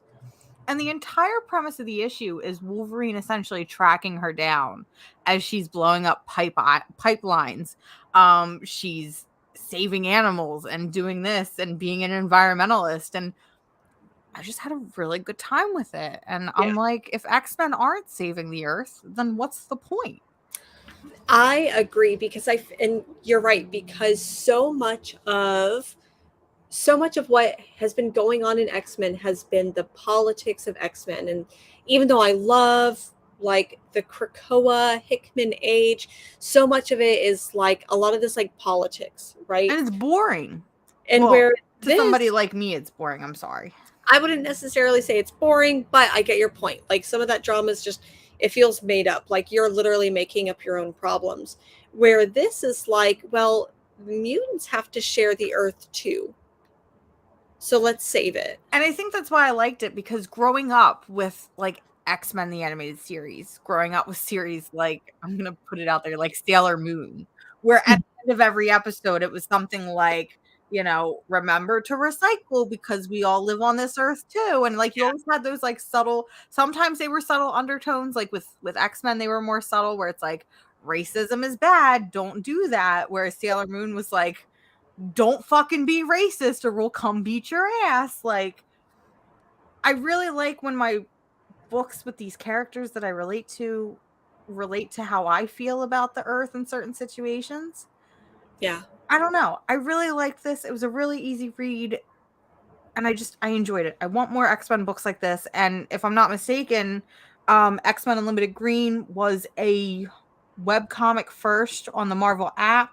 I'm part of their Unlimited. X-Men Unlimited, and that was very similar to a book that we read a couple months ago, another X-Men Unlimited book, which was by Doc Shaner. It was just a good Wolverine stories. Yeah. I like these just self-contained little, I get to see the X-Men do fun things. Let me see. Yes. Make X-Men fun again. I know I love X-Men. I love like, I don't know. Too serious. Yes. I want fun X-Men. You're right. I only have 2 other books, Marvel books that I read. I bought a lot. I didn't read a lot. I didn't organize mine. Hold on. I have 2. No, I have 3. Okay. I have more Marvel books than you? What is going on? Yeah. One of the books that I read, I don't think that you're reading this, but Defenders Beyond. This is like the second arc. Excuse me. You did read this one? I did. What did you think of this? Because I was reading this and I'm like, man, I feel like Mars would like this, but she would also hate it. I don't know what's happening, but I'm enjoying it. Okay, thank you. That's my pitch. Is I don't know what's happening. I really fucking love the art. It's not Trad Moore, but it feels like fucking Trad Moore. Every time I see it, I'm like, oh, this is Trad Moore. And I'm like, nope, it's Javier Rodriguez. This book is just one giant fucking psychedelic acid trip. The character designs are really cool. The colors are really cool. There's that reveal at the end that I'm like, that is cool as shit. But at the same time, if you asked me, tell me what Beyond Defenders is about, I think I would get like, you ever see like in like shows where like a character is blanking and you see the light bulb appear and they like go up and they like click it, but it's like empty and hollow inside? That's me when I have to talk about Beyond Defenders. I feel like, and maybe this is me when I also talk about X-Men, you know, talking about like TikTok trends. When I talk about books like Defenders Beyond. I'm like, it's corn. It's a big lump with knobs. It's got the juice. Mother. It's got the juice. It only took us an hour and a half, and I'm finally. You know, I almost said it earlier, and I stopped myself. Never stop yourself. And now it's in my head, and it was in my head all day yesterday because my partner nonstop was just, it's corn. But to be fair, I did it to him on Friday. So, motherfucker. Yeah. It's corn. So that's how I feel about this book. I really don't know how to describe it other than just even like the first arc, because I think I read the first 2 issues and then had to like catch up with it later. And so I'm glad I'm reading this. It gets so psychedelic, and it reminds me of especially some of that Kirby Fourth World, even though that was like DC, but originally he was going to do it at Marvel. Anyways, this reminds me of like the Jack Kirby weirdness. And I really like it. And who else better to do it than Al Ewing? I think he does a really good job of doing weird space shit. It's weird. It's definitely weird space shit. That's how we define the book, as weird space shit. So you said you only have 1 book left?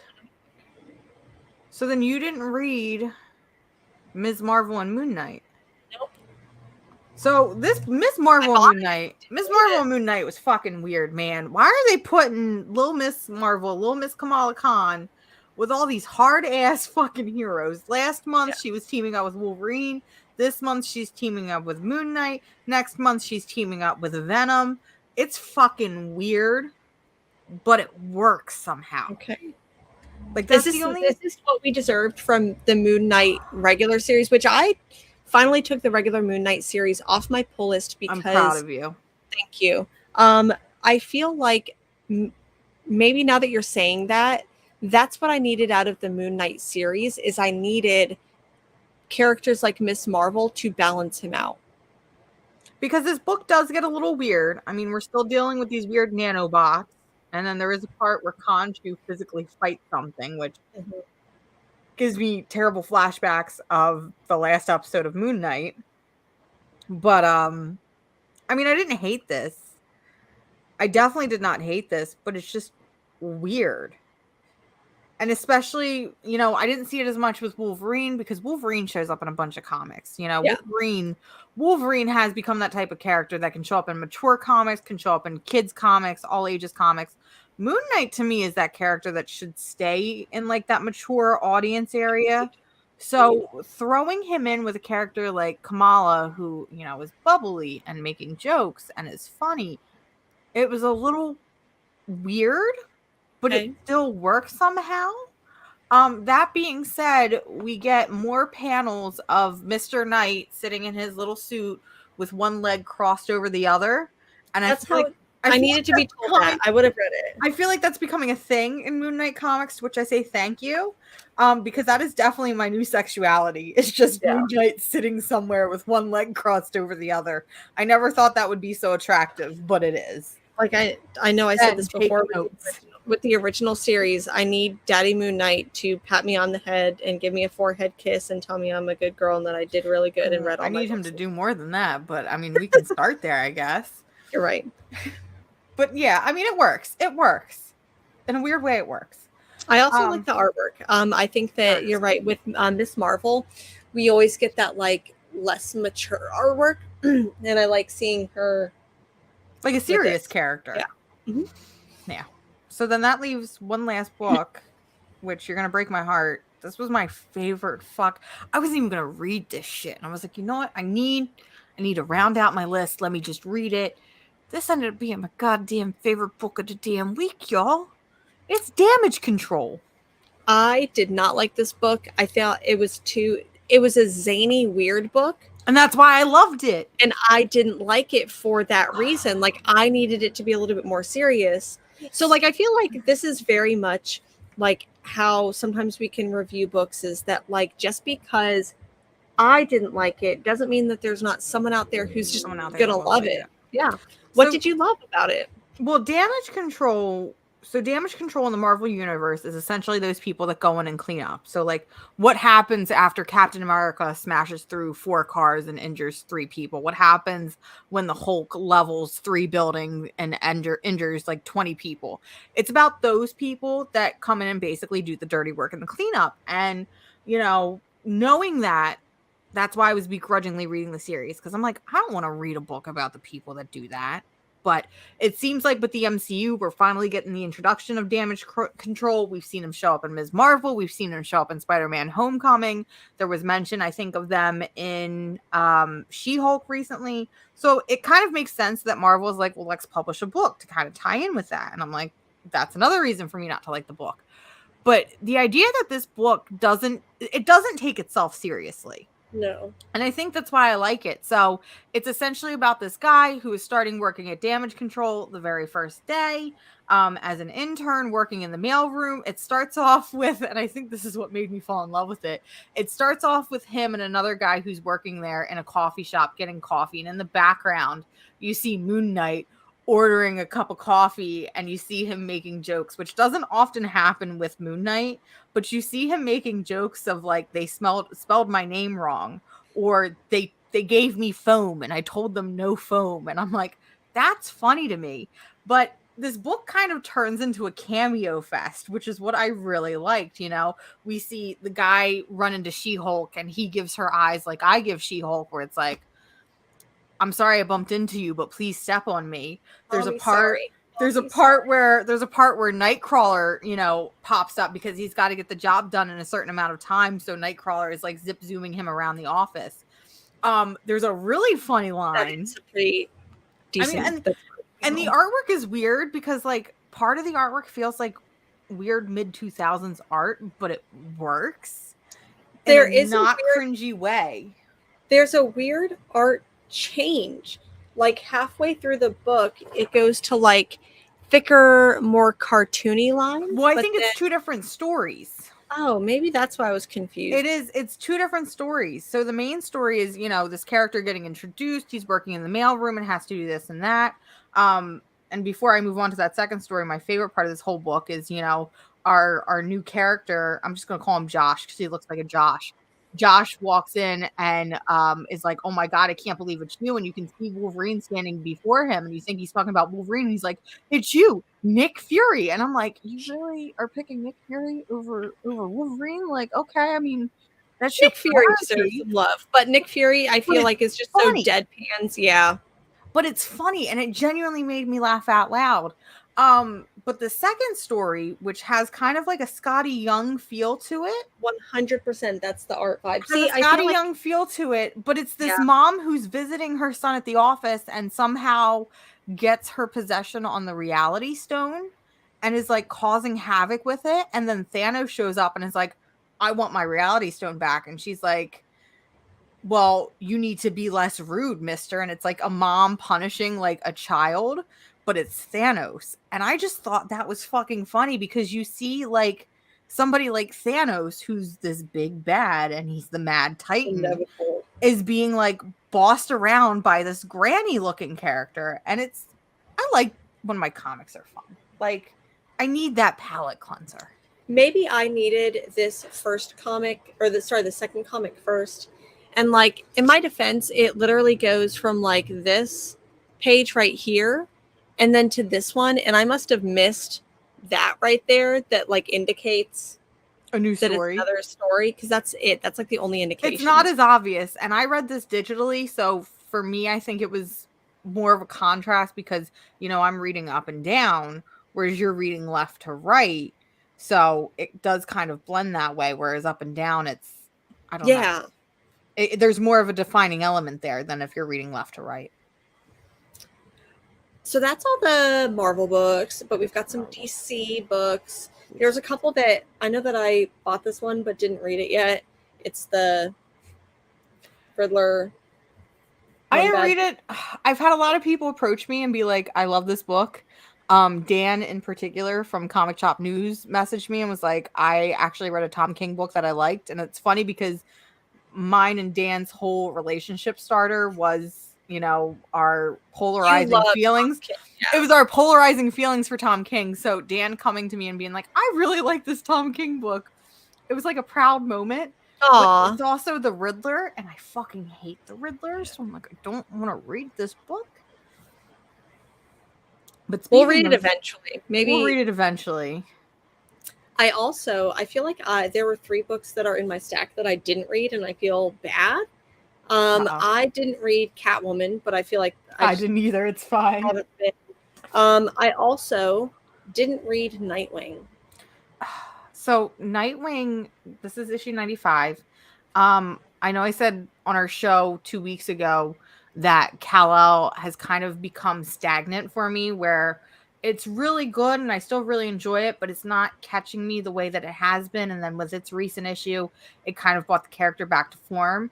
I feel the exact same way with Nightwing, and I feel like this issue did the same thing, where with Nightwing, it's been kind of this, I've enjoyed it, but it's not giving me that same feeling of those first couple issues we had.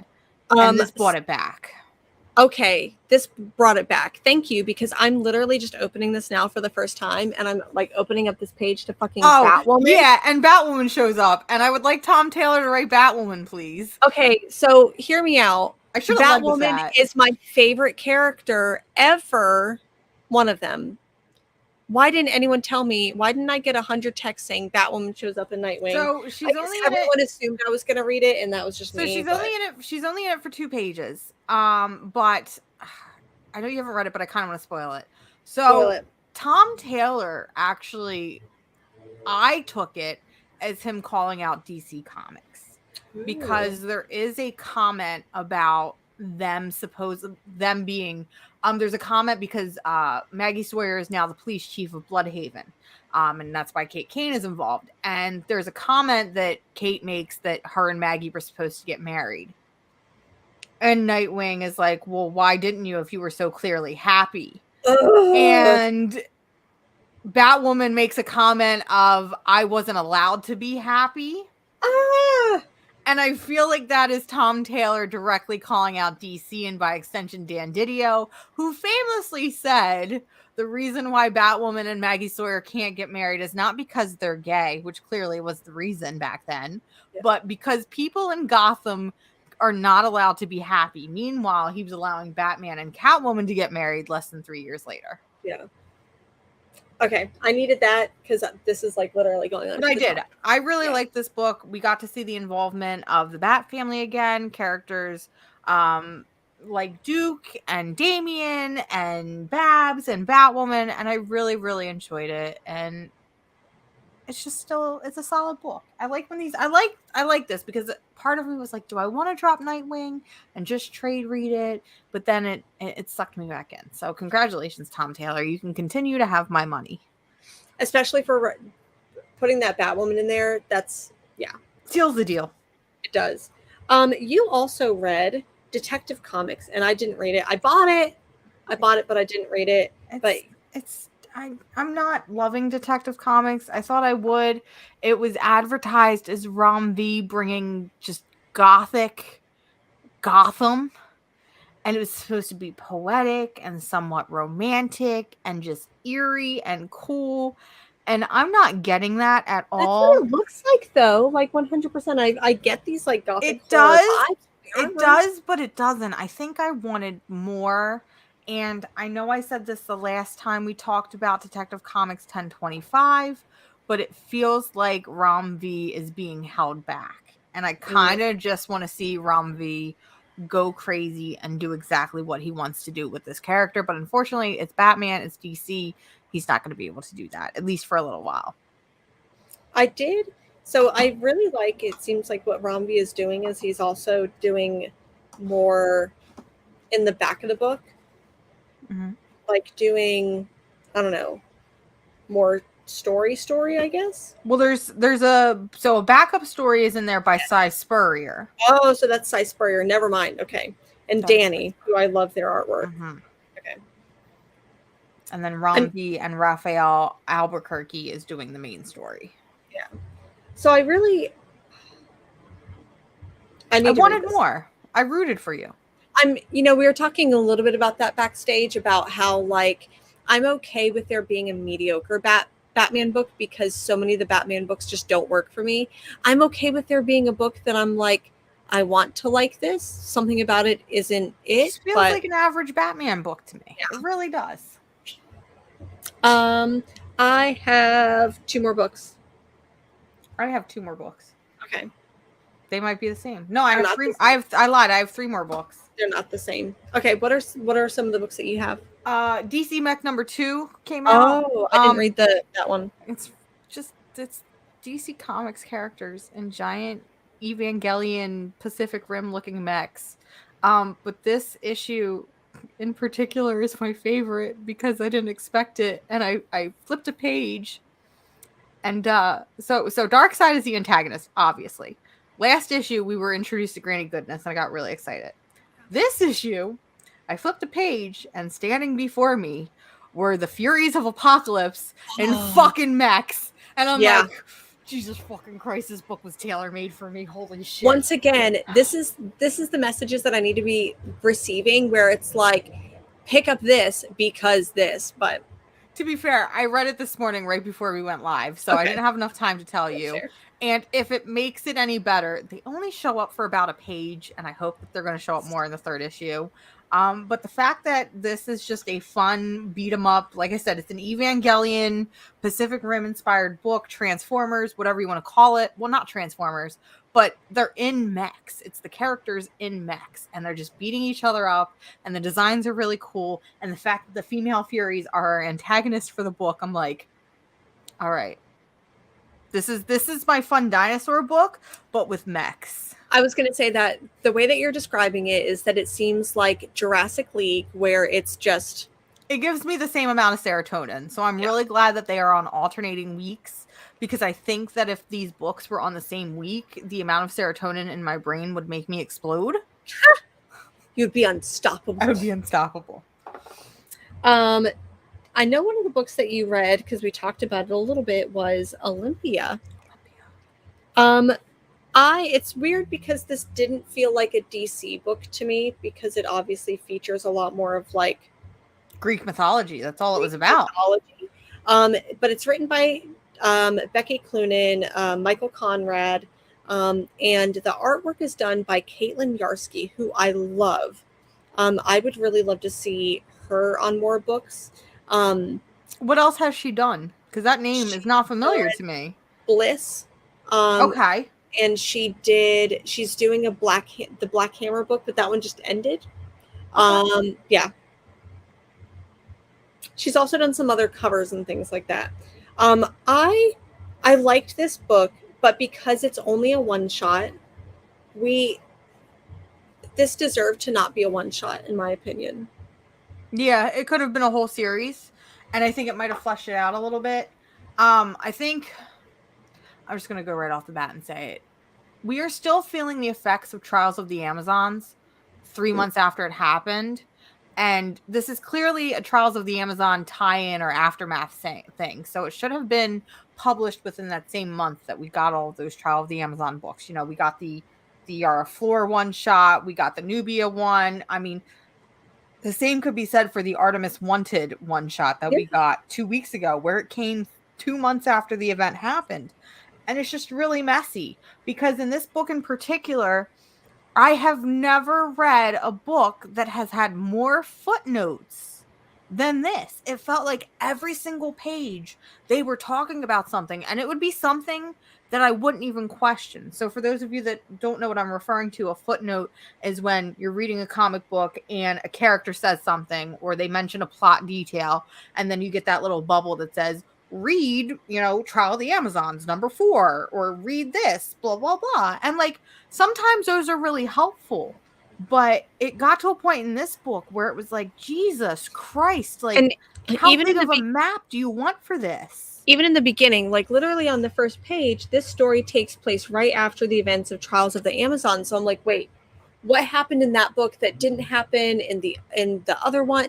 So I'm like trying to piece it together, and so that took me out of it a little bit. If this could have been its own series, or if this I don't know. It almost felt like this book was an advertisement for all of the other Trials of the Amazon books that maybe I hadn't picked up or that I had missed. And like I said, there was a lot of fucking points that this popped up.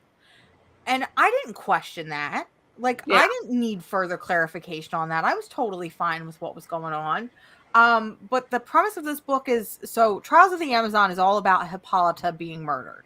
And we find out later that she wasn't murdered. She poisoned herself for whatever reason. I still don't know why she poisoned herself, but she poisoned herself, and now she's being shepherded, which makes no sense because you did it to yourself. And at some points it's actually questioned, why are you being part of the pantheon? But she's basically ferried from Tartarus into the pantheon and is being told that she is now going to be honored as a god. And there's some really great commentary between the gods and goddesses, because it's like, we've been around so many years, we kind of have it covered. What could you possibly become the goddess of? And that answer is never fucking given.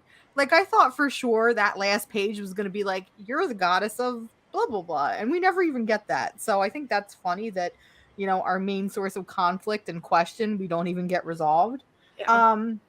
But then it kind of dribbles down into Hippolyta, this mortal who, yes, has pledged her life to the gods and has shown fealty, literally steps into Olympus and is like, you all are fucking idiots. Like, I'm just here to cause chaos. It's kind of like if you invite somebody into your home and then they just start insulting you. That was the premise of this whole fucking book. And it didn't make sense. It felt, I know I had discussed this with you backstage, it almost felt like a diet Wonder Woman Historia, where it felt like they wanted to have this like big larger, yeah. They wanted to have a pantheon, a larger conversations with the gods, a larger conversation maybe against the misogyny in Greek mythology, which happens a lot. Listen, as a Greek mythology hoe, I'm very familiar with this. But it just didn't hit. And I came to the conclusion that, and I know that you feel a little differently on it, Becky Cloonan has had Wonder Woman and the Amazons and everything dealing with Wonder Woman under her grasp for a little more than a year now. Yeah. And it started off really strong, but now it's gotten to such a low point that I feel like it's just time to bring on a new creative team or a new creative face to kind of revive the Amazons and bring them back to form and focus. See, I don't necessarily, I think that Becky Cloonan is a great writer, but I don't, and maybe it's Michael Conrad, I don't know, but every time I read a book that they have done together, there's something off about it. And I'm like, too many cooks in the kitchen. Just, that's how I'm feeling. Yeah. No, I agree. I agree completely with this, because again, she poisoned herself, she killed herself, but now she's going to be honored as a Greek god for killing herself. It doesn't sit right with me. It doesn't make any sense. I don't like it. It's weird. If you pick this one up, cool. The cover's gorgeous, but if you didn't pick this up, you're not missing anything at all. Yeah, especially because the way that it's supposed to tie in with all the other ones, if you've already read them. Yeah. I've got one last book. I have one last book. Okay. So 2 very different books. Okay. You go with yours because mine ended. Mine began. Ooh, okay. So you go first. What okay. So mine, actually, I guess it's not a beginning. I think it's a one shot. So Tales of the Human Target #1 came out. Yeah. So Human Target has been one of my favorite books. I really like it. It's a Black Label book following the Human Target, which is a fucking F-list character that I never even knew about. That his essential superpower and job is he basically dies for other people. Fakes out. He fakes his own death. Like, he's like a bodyguard, but he fakes his own death so that way people don't get assassinated or whatever. And it's a whole other conflict in the mainline title. But this one kind of takes it back to form and focus and kind of introduces us to the type of character he is. And listen, this book should be my fucking jam, right? This one shot should be my fucking jam, because we get the perspective of 3 characters. Those 3 characters being Guy Gardner, Booster Gold, and Fire. And I'm like, God damn it, Mr. King. Yeah. You fucking wrote this book just for me. but it also doesn't make sense. So I say that this book is from the perspective of 3 different characters, right? So you would think that, each, we would get, 5 pages dedicated to this character. It's one story, 5 pages to this. No. Mr. King does not know how to write a fucking cohesive story from He start to can't write finish. a linear story ever. I know that's like his brand at this point, but you would fucking hate this book because this book is Oh. literally 3 separate storylines happening all at fucking once, and every page is a different story. And it makes me sad because none of the stories were really engaging. And it makes me sad because one of the characters is about fucking Fire. And Fire is my best girl. She's my good time gal. I fucking love her. I would die for her. I don't get to see her enough in comics. I don't even get to see her on Fire once. It's Fire before the fire. So what is the actual point of Fire if she's not Fire? She's cute. And I like her. But it was literally about her watching her, because Beatriz Acosta is a model, very similar to Vixen. She's a model. She watches her photographer fucking get shot and bleed out in Madrid, and because they're far away and he doesn't have family, she stays with him until he dies out of respect. And I'm like, okay, kind of interesting. But then it's revealed that it's not even him because it's a human target, and it's a human target clawing his way out of the ground. And I'm like, all right, whatever. There's some good dialogue with Guy Gardner. I will say I like the way that Tom King writes Guy Gardner because he writes him as the most selfish asshole imaginable. That tracks. And he leans into that. Whereas like a lot of other creators have like skirted around the fact that Guy Gardner is an asshole. And I'm like, no, I like him because he's an asshole. Oh, geez. And Tom King leans into that 100%, which I love. That being said, Human Target comes back next month. Fire's coming back next month. So I will be here next month preaching about my Lord and Savior, Beatriz Acosta, because Lord Jesus, that is a woman. Every time we talk about Human Target, I'm like, I should be reading that. And I'm like, I don't know. I think you might like Human Target once it's compiled. I like Tom King reading it all at once. And Greg Smallwood's artwork is just chef kiss. Well, I've got one last book, and it is my bestest boy. Your bestest boy? This boy? series ended. It's 2 of my bestest boys because it's Rom V and it's Swamp Thing. Your bestest boys. So this ended the series. I know that I'm like, I want to save it for last, but and this book is fascinating because it was extended. It was. This obviously, I think, ends up tying a lot of like the loose ends. Obviously, because it ended, it gets really philosophical. It really becomes like man versus machine. I love this book so much. I love this book. It does, like, it brings in the Parliament of Trees and like the stuff that they're doing with, like, I don't know, the Parliament of Technology, whatever they're calling it. And there's the other character, what is it, Trinity? And I'm like, I need her and Poison Ivy to go off together. This is just such a delightful read. It ended, which makes me sad, but now I can finally read it. You can. Well, you can read it all together all at once. I think that they're going to end up doing 3 trades because 2 have already come out. So I'd imagine that a 3rd trade is going to come out whenever it's done. So I really loved it. It's probably going to be one of my books of the year right next to Bolero. But we've got a couple months left, so we'll see. We have a couple months left. The next couple months with the releases we've been getting seem a little stacked, so I'm really excited. Well, that's all the time we have today. I have to leave promptly at 11, so this worked out perfectly. So I want to say goodbye to everyone. We love you. Thank you for being here. Thank you for being here. Happy Sunday. I hope you enjoy some like waffles or read some comics. Treat yourself. And that's it. And we'll see you next week. See you next week. Bye. Bye.